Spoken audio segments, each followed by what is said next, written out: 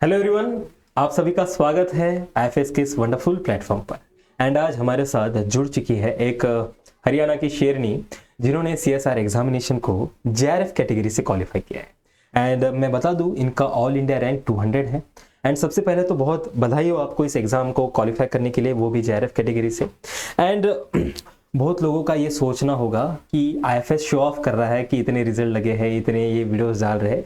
तो हमारा मकसद ये है कि जिन लोगों को ये अपॉर्चुनिटीज़ नहीं मिली है कि ऐसे एग्ज़ाम क्रैक करें, बहुत लोगों का पीएचडी से ही रह गया है, बट वो एक बूस्टर उनको मिलता है कि बहुत सारे लोग भी फेल होके नेक्स्ट अटेम्प्ट में ट्राई करते हैं।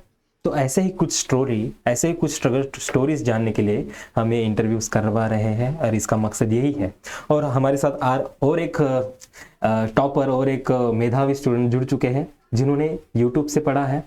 एंड बहुत डेडिकेशन लगता है जब आप यूट्यूब से पढ़ते हो। तो जान लेंगे बहुत सारी चीज़ें इनसे वन बाय वन। तो सबसे पहले इनका परिचय करवा लेते हैं। तो please introduce your self. Hello everyone, I am Tripti Sharma. I did my master's in microbiology from Maharshi Gyanant University and I secured gold medal in that. After that, I started preparing for the CSIR examination only from the YouTube platform of IFS and I did my PYQ practices from the IFS unit only. Great. And I secured AIR 200 in CSIR and AIR 506 in GATE 2025. Great great, बहुत बधाई हो आपको इस दो achievement के लिए। Grade भी आपने निकाला है, सीएसआर भी आपने निकाला है। एंड आपने कहा कि आप गोल्ड मेडलिस्ट हो माइक्रोबायोलॉजी से, ठीक है। तो आप एक इंस्पायर भी हो जाते हो, आपको उतनी ही फेलोशिप मिलती है जितनी सीएसआर में मिलती है। तो क्या क्या रीज़न है ऐसा कि what the things brings you towards the CSIR? Actually, if we talk about the fellowship, so only the CSIR JRF can provide you this. GATE भी आपको प्रोवाइड करता है, लेकिन इन स्पेसिफिक इंस्टीट्यूट। और रही बात गोल्ड मेडलिस्ट की, sir तो वो मतलब फेलोशिप दिलाने में हमारा ऐसा कोई उसका कॉन्ट्रीब्यूशन नहीं रहता है। बाकी इंटरव्यूज में और वैसे एडिशनल बेनिफिट उसका होता है। तो फेलोशिप तो हम ग्राफ जेआरएफ से ही कर सकते हैं, जैसे सीएसआईआर होगी नहीं, आप इंस्पायर से भी फेलोशिप आपको मिलती है, आपको फॉर्म भरने पड़ते हैं। Okay. Inspire fellowship, yes. Inspire fellowship उसके अंदर एक्चुअली जो फीस है वो बहुत ज्यादा लिमिटेड है। रिसर्च प्रपोजल वो हैक्टिक प्रोसीजर मुझे लगा personally.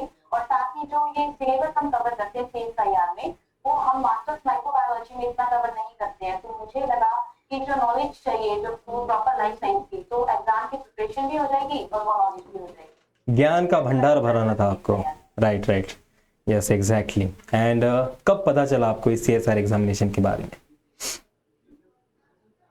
So when I was in my master's in first year, I get to know about it. Great. And what are the benefits from the microbiology? The student come from the microbiology get while preparing for the CSR examination. Sir micro से जो मुझे major benefit मिला वो ये था कि gate के अंदर तो स्पेसिफिकली सब्जेक्ट है माइक्रो से, Right. जिससे मेरी बहुत ज्यादा हेल्प हुई। तो बात करें अगर सीएसआईआर की, तो अ lot of syllabus coincide, but majorly जो सिलेबस है वो जूलॉजी के साथ कोइंसाइड करता है। लेकिन अगर इसकी सीएसआईआर की अगर हम बात करें तो मेरा अप्रोक्सीमेटली 40% सिलेबस ही कोइंसाइड करता था। बट आगे रिसर्च में जो माइक्रो है वो एक बहुत वास्ट फील्ड है, तो उसके अंदर हम जा सकते हैं। तो बेसिक स्ट्रॉन्ग है काफी। Right exactly. एंड ऐसे कुछ यूनिट थे बहुत चैलेंजिंग लगते थे आपको कि भैया इसके क्वेश्चन ना आ जाए एग्जाम में, उसको स्किप कर दूंगी डायरेक्ट वगैरह, ऐसा कुछ टॉपिक था? यस सर, वो बायोकेमिस्ट्री मुझे लगता था एक्चुअली ऐसा, क्योंकि वो थोड़ा न्यूमेरिकल पोर्शन उसमें हो जाता है। यस, तो फिर वो मैंने से प्रिपरेशन और क्वेश्चन प्रैक्टिस जो रही, और वो ऑब्वियसली जो केसेस सर ने कराया उनका वे जो है वो बहुत ही सिंपल तरीके से किस तरीके से समझाते हैं। तो मेरे जैसे बच्चे जिसको मैथ बड़ा टफ लगता है उसके लिए भी वो बायोकेमिस्ट्री इजी थी और कंसेप्ट भी बहुत क्लियर हुए, तो जिसके कारण मेरे को वो इजी लगने लगा after practising the question. Great. मतलब आपने थर्मोडायनामिक्स को थोड़ा कम पढ़ के बाकी सारी चीज़ें पढ़ी है बायोकेमिस्ट्री में। हाँ जी सर। ग्रेट। एंड उसके कॉन्ट्रास्ट में ऐसे कौन से यूनिट थे जो बहुत अच्छे लगते थे पढ़ने में, दिन भर पढ़ते रहो, कुछ ऐसे नहीं लगता था, बोरिंग नहीं लगता था? ऐसे मेरे लिए ह्यूमन फिजियोलॉजी था, सेल बायोलॉजी था, जो मतलब थ्योरेटिकल होते हैं ज्यादा, और ऐसा न्यूमेरिकल पोर्शन नहीं है, और साथ ही मतलब कंसेप्चुअल है, तो वो मुझे पढ़ना ज्यादा अच्छा लगता है सर। बढ़िया। एंड ये आपका सेकंड अटेम्प्ट था, सही बात है? हाँ जी। तो क्या सीखा है आपने पहले अटेम्प्ट से?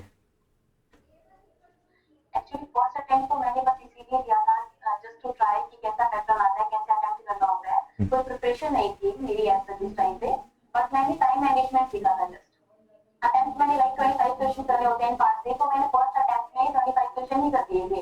मुझे आता नहीं था, बट ऐसे ही इसको बोलते हिट एंड ट्रायल वाला था, मैंने ट्राई किया जस्ट।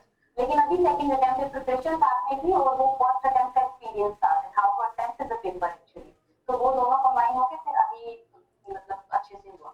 ग्रेट, मतलब टाइम में आपको कुछ कमी नहीं नजर आई, आपको सफिशिएंट हो गया था time. Great great. And when we talk about the sections A B C, right, so आपने सबसे पहले कौन से सेक्शन को अप्रोच किया है एंड क्या रीजन है उसके पीछे? सबसे पहले मैंने बी सेक्शन को अप्रोच किया था, क्योंकि उसके अंदर 35 क्वेश्चन अटेम्प्ट करने होते हैं। और सी सेक्शन को मैंने इसीलिए नहीं किया क्योंकि वो लेंथी था, तो मैंने सोचा अगर मुझे कोई क्वेश्चन नहीं आया तो नेगेटिविटी स्टार्टिंग में ही हो सकती है। ए को इसीलिए नहीं किया क्योंकि मैथमेटिकल है तो इट डेफिनेटली टेक टाइम, तो इसीलिए मैंने बी को सबसे पहले चूज किया। और बी के जो भी क्वेश्चंस मुझे आते थे, अवॉइडिंग द नेगेटिव मार्किंग, मैंने अटेम्प्ट किए। और 2-3 जो कंफ्यूजन थी जिसके अंदर लाइक मैंने ये सारी वीडियो से सीखा है कि अगर 50% तक आपको डाउट है और आपको लग रहा है कि ठीक हो सकता है तो उसको अटेम्प्ट कर दो। तो 2-3 क्वेश्चन मैंने ऐसे किए थे और फॉर्चुनेटली वो ठीक भी निकल गए। तो ऐसा करके मैंने बी पार्ट को सबसे पहले किया, then C part and then general aptitude. Okay, तो जनरल एप्टीट्यूड आपका उतना ठीक नहीं था?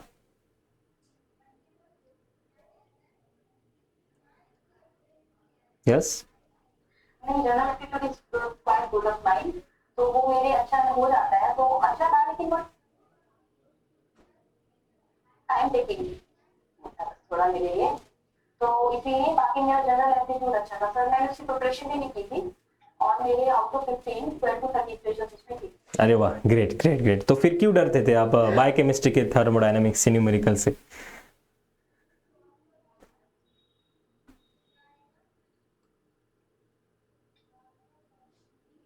नहीं, और वो कैलकुलेशन थोड़ी डिफरेंट होती है जिसमें लोग लगाना फॉर्मूला लगाने, एक से दूसरे फॉर्मूला पे जंप करना है और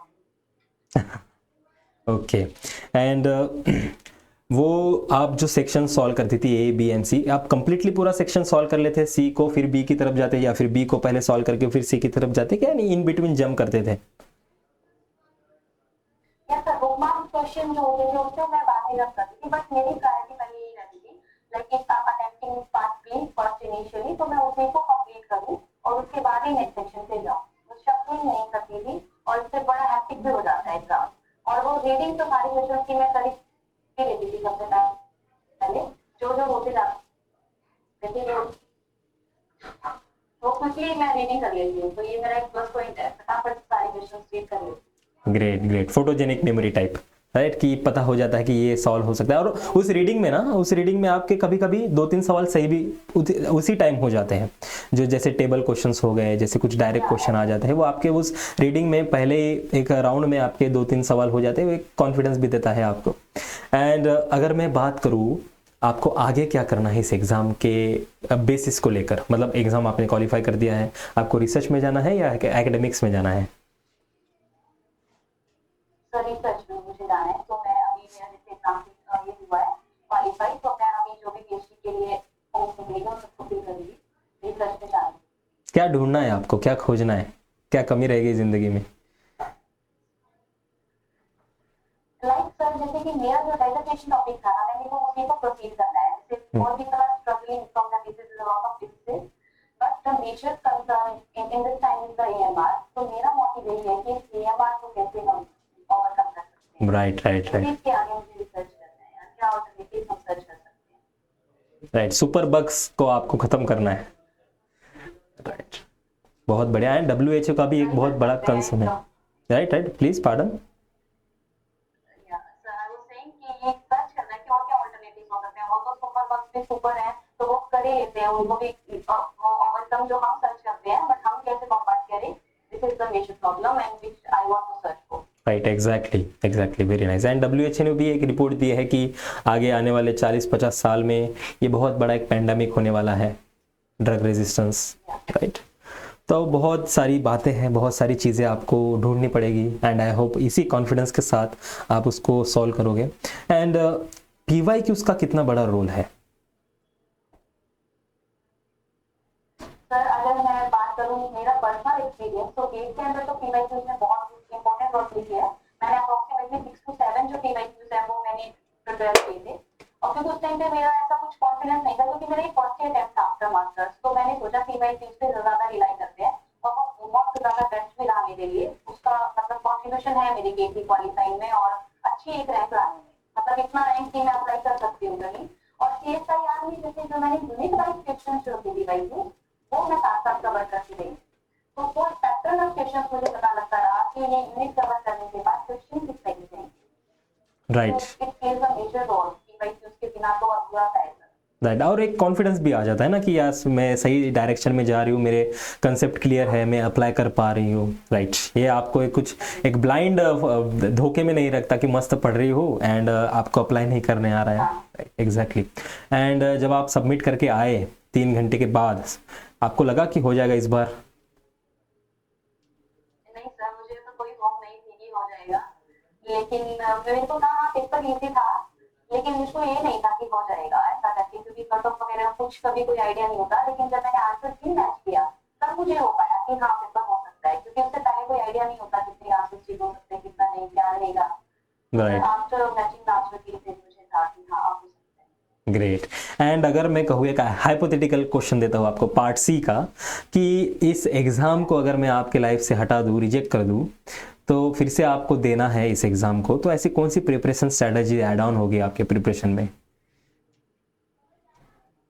सर वो स्ट्रेटजी ये रहेगी, लाइक इस टाइम मैंने जो यूनिट की कवरिंग पे फोकस किया कि फटाफट से एक यूनिट हुई, I started the second unit then third unit without revising the units before. तो मेरा ये रहेगा कि जैसे मैंने आज जो पढ़ा है मैं नेक्स्ट डे पहले रिवाइज करके ही आगे शुरू करूँ, सो दैट अगर मेरा 15 दिन में एक यूनिट हुआ है तो नेक्स्ट अगर 15 दिन भी मेरे उसकी रिवीजन में लग रहे हैं तो मैं डेफिनेटली उसको दूंगी। नहीं तो ऐसा होता है कि एक यूनिट करने के बाद हमें ऐसा कॉन्फिडेंस ही नहीं आ रहा कि हम कवर कर चुके हैं विदाउट रिवीजन, क्योंकि ऐसा नया से सब नई चीजें होती है, लेवल नेक्स्ट लेवल हो जाता है मास्टर्स और बैचलर्स के कंपैरेटिवली। तो वो रिवीजन एडिशन जो है वो जरूर मैं इस बार अप्लाई करूँ। Right, very nice. एंड जो भी करो आप आगे अपने रिसर्च में बहुत अच्छा करो, ऐसे ही कुछ इन डेप्थ नॉलेज के साथ करो, इतने ही कॉन्फिडेंट के साथ करो। एंड जो भी व्यूअर्स आपको देख रहे हैं उनके लिए 2 लाइंस, 2 गोल्डन वर्ड्स आपकी तरफ से हम सुनना चाहते हैं। So the golden words for the viewers is only that just have faith in yourself and with strong determination and with the aim that you want to secure, आपको just preparation करनी है। Nothing is easy, nothing is difficult, nothing is impossible। बस work करोगे तो easy रहेगा आपके लिए, और बहुत इजी एग्जाम है। मुझे तो पर्सनली लगता है कि आउट ऑफ 75 क्वेश्चन 25 क्वेश्चन का जस्ट नथिंग। 13 यूनिट्स के अंदर से अगर 25 क्वेश्चन आपको करने हैं तो आप डेफिनेटली कर सकते हो। आप अच्छे से जो भी यूनिट्स प्रिपेयर कर रहे हैं और फिर कॉन्फिडेंट रहिए और क्वेश्चन अप्लाई कीजिए, definitely you can crack it. Exactly. And बहुत सारे लोग ये बोलते हैं कि बहुत डिफिकल्ट एग्जाम है, नहीं करना चाहिए। वो कौन लोग बोलते हैं? जिनका क्रैक नहीं होता। राइट, इसलिए मैं कहता हूँ कि जो भी चीज़ आप खुद जानोगे तभी आप जजमेंट दे पाओगे। जब इन्होंने क्रैक किया है, इनको लग रहा है आसान है, तो ऑब्वियसली आसान ही है। तो जो भी लोग व्यूअर्स आपको देख रहे हैं बहुत प्रेरित हो गए आपसे, and they will get some information, extra information कि how to handle the situation, and कैसे अगर पहले अटेम्प्ट में ना हो, एक फेलियर आपको मिल जाए तो कैसे उसको टैकल करें, कैसे अपने माइंडसेट को बना के रखें। एंड आई होप आप भी अपने जो भी जूनियर्स हो, जो आपको स्ट्रगल्स आए, जो आपको पहले से नहीं पता था, वो आप अपने जूनियर्स को वो चीज़ ना दिखाओ, आप बहुत जल्दी उनको मदद करें, उनको अवेयर करें कि ऐसे एग्ज़ाम्स होते हैं, इनसे आपको ये फ़ायदे हैं। एंड जो भी आप रिसर्च करें बहुत अच्छा करें। ठीक है, thank you so much. Okay, thank you.